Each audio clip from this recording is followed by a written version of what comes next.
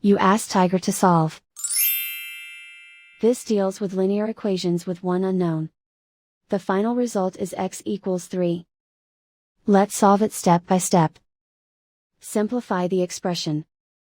Expand the parentheses. Multiply the coefficients. Simplify the arithmetic. Group all x terms on the left side of the equation.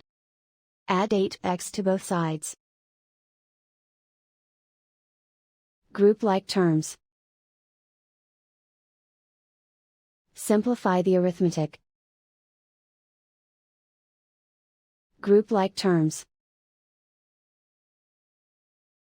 Simplify the arithmetic. Group all constants on the right side of the equation. Subtract 8 from both sides. Simplify the arithmetic.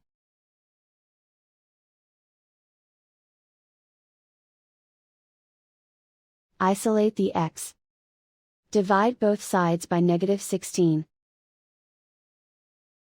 Cancel out the negatives. Simplify the fraction. Cancel out the negatives. Find the greatest common factor of the numerator and denominator. Factor out and cancel the greatest common factor. And so the final result is x equals 3.